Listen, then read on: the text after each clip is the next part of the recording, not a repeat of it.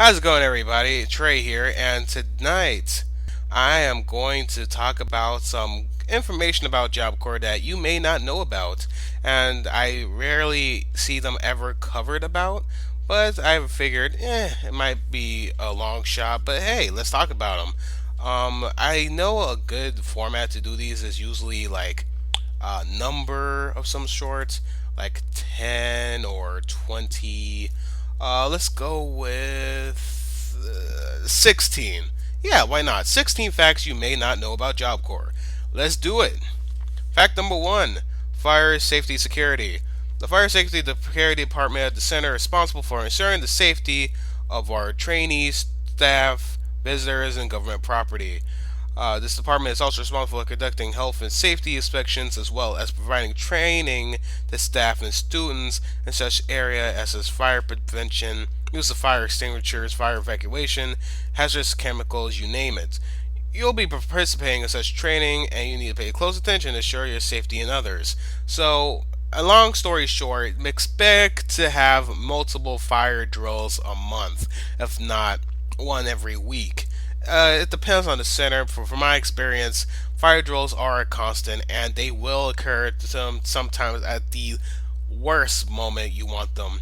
Like when you finally got comfortable in that whatever you call a bed, you're closing your eyes, snoozing off the sleep spell, and then all of a sudden, alarms completely woken you up, put you in a sour mood. You want to punch at the first person you see. Unfortunately, it's the RA, so. Fact number two: overt sexual behavior. So, this is pretty much, but in case you need to be told this, yeah, sexual misconduct is kind of frowned upon on most societies. This one being included, so it probably is wise for you not to partake in that type of activity. Okay? Okay. Yeah, so, don't rape anybody. Don't force anybody. Don't blackmail anybody to do anything sexual for you. If you're going to do anything sexual, they don't want you to do. No sexuality, no sexual content whatsoever. But, young adults, what you gonna do? They know some of you guys are gonna do it anyway, and if you do, just do it off campus. Save up your paid call. Go do it at a local hotel, motel, Holiday Inn, wherever. Okay, number three, fraternization. Fraternization by staff and students beyond that of professional relationship is not permitted. So, if you think you have that one teacher in your class that's totally is into you, she's just being really nice because she might think you're stupid. That's a pretty dark way of me saying that, isn't it? But yeah, she knows that she can't do that, and you know you can't do that, and vice versa. Gender swap. You and the teacher are a no-no. Student and student, okay. Student and teacher, no. You gotta keep it strictly professional. No matter how attractive you might find her, or he might find her, you, or whatever the situation may be. It's just keep it separate. That's like the best advice I can give right there, relationship wise. Just keep it, your work and your personal lives completely separated. Number four, Job Corps Privacy Act statement. The Job Corps will not divulge any information about you unless you give us permission to do so, which will be in one of the many papers you'll have to sign your first month that you're there. For more information, just look up the CPP video I did already. You will be asked to sign a Job Corps Privacy Act statement early in the career preparation spirit. What did I just say? This gives Job Corps the right to give information that may help you get a job, join the military, or enter college. If you don't sign it, then we will not give out any information. So basically, you could be a Job Corps student and nobody even have to know about it. Yeah, that could work. Number six, the right to vote. If you are over the age of 18, you have the right to vote. That is your given right as a citizen of the United States. And if you don't have that right, then what kind of citizen are you? I'm getting off a subject here. If you want to vote locally, then you have the option to do so.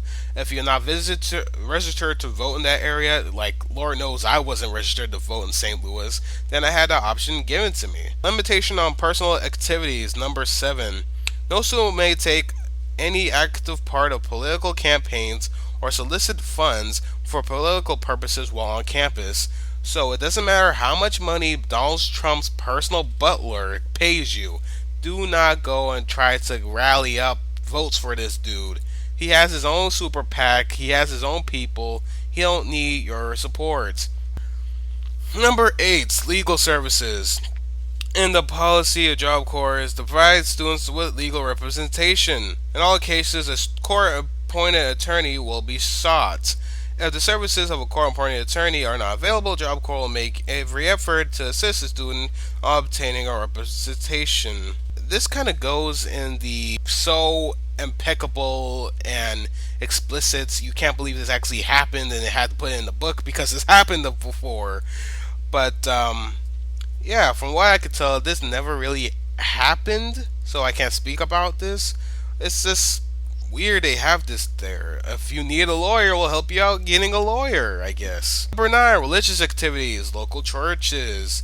So, I can speak about this because I did before.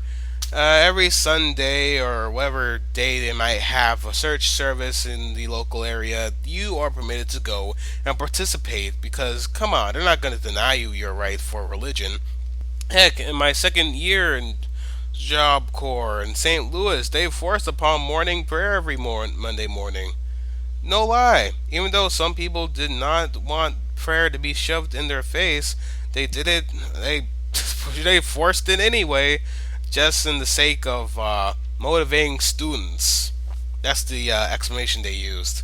Yeah, X motivated me to get the hell out of there. Mail. Um, Pretty much you get mail. If you want mail sent to you, just use the address of the center. They'll have their own mail person. Every center got their own special times to pick up mail. It's their own system, so I can't really go into detail more about that. Mostly because, like, I know in one job corps they'll have students just go to a certain destination after school hours and pick up their mail, while the other location might have students go there and just pick up their mail if they have mail, that is. Check a list and make sure they checked it twice, write their name down, sign it, and boom, you got mail. Number 11, telephone calls. Students may use the phones in the offices with staff permission. I cannot stress that any further. If you have to use the phone because for whatever reason you don't have a cell phone in 2015 or didn't pay your bill on time, then yeah, you can use the office phone. But don't hold up the person's time because when you're on the phone, they want the persons who owns the phone. I say own because it's not really their phone; it's the Job Corps phone. They want them to stay with you throughout the call, so to make sure you're not, trying to get weed on center or something like that. So, well, if you're going to use the phone, make sure it's like prompt, it's quick, it's not something personal, or else that guy will know and he will brag it to his fellow coworkers, and then the students will find out, and everybody knows that you still have problems sleeping at night. Maybe that was just me. Number 12 was cell phones. The use of cellular phones and electronic devices are considered a privilege for all students at Job Corps. This privilege can and will be revoked if the following rules are not followed. Yada yada yada. Basically, you don't use your phone in class. Same stuff you've been told in high school for years. First offense, your phone gets taken away by the CSIO for the rest of the day. You pick it up at the end of the day. A second time it happens, the phone is taken and kept for a week. And, yeah, that's pretty much it. You have to wait a week till you get your phone back. And the third time this happens, they'll just keep the phone and mail it back home. Yeah. Student inspections. Yes, I can speak about this one freely without having to read a script. Student inspections is basically when it can happen at any time. It's a security procedure, very stupid in my opinion, but unnecessary evil given how students are given the ability to leave center and sometimes they might have something they're not supposed to have. They can be subject to random searches either during the training day or after the training day. During the training day, it's just a simple, empty out your pockets, hold up your hands, let me pat you down. Boom, you go back to the rest of the day. After training day, it's a little more complicated. You'll have inspections of the room, and that's when it kind of leads to that area of dorm inspections, which is itself a whole nother video to talk about. Um, Other than that, they'll just check your room to make sure your roommates ain't having anything you're not supposed to have. Um, and that's basically it, really. Nothing else to report about after that. Center property. We're almost done with this list, everybody. Center property is provided for the educational, independent, and recreational needs of the general welfare of Job Corps students. The government of the United States owns all property on campus. If a student's responsibility, it's everyone's responsibility, to exercise with reasonable care in use and maintenance. Students will be held financially responsible for damage or the unauthorized removal of any item. Removal will be considered theft of federal property and treated accordingly. So, if you see a sticker on anything that says property of the U.S. Department of Labor, don't steal it. Don't don't steal it. Sending money to students. Any money sent to you should be a money order. The maximum amount available in the money order is $50. Personal checks cannot be cashed at center. So if people are going to send you money, then that's how they prefer it. If you're a noob, time to get school, people. Okay, this is how you get money sent to you like a boss. What you do is before you go to Job Corps, you make sure you get a joint bank account with you and an outside person. Could be your mom, could be your dad, could be your best friend. I don't care. Somebody you could trust. Now, with this joint bank account, you'll have two people access to that account. Only two people, you and the other person. You will be the one with the card. You have the card and you go to Job Corps with that card. You make sure you keep that card lock and key with you everywhere you go. I don't care if you are in the shower. You make sure you keep an eye on your stuff. Keep it locked as tight as you can. Alright, that card is your livelihood to the outside world and you need that to survive. If you are going to get money sent to you on center as seamlessly as possible, just make sure you call up your guy or gal and make sure you tell them, hey, I'm running low on funds. Can you add so much money for me? Don't be retarded with it. Just make it simple, like maybe what, $30, $50 a month. And if it's parents, even better. That's what I did. I asked my mom and my dad, like, hey, can I get $20? Can I borrow 30? I might need 40 because I might have to go shopping for more teeth supplies. And now I'm showing my teeth for no reason. And that's my recommendation to how to get money on center like a boss. Because them little $25 they give you every week ain't gonna do you no good, son. Unless you plan on living off of whatever they sell in the student store. And even then, that's a stretch. Visitation policy. It's funny they have this visitation policy, but that nobody uses it.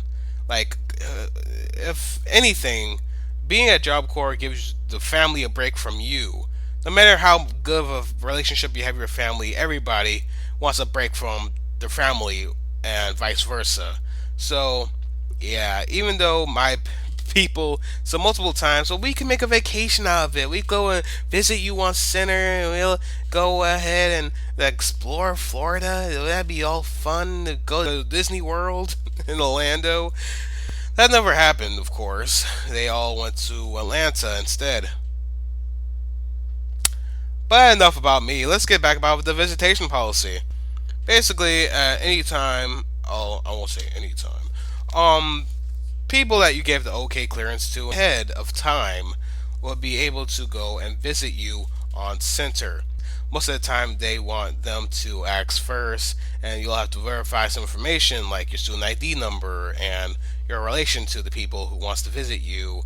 If it's just you leaving center for the weekend, that's pretty easy. They have their own policy on doing that. Just sign a weekend pass. But if you want people to come visit you, that's a whole different story.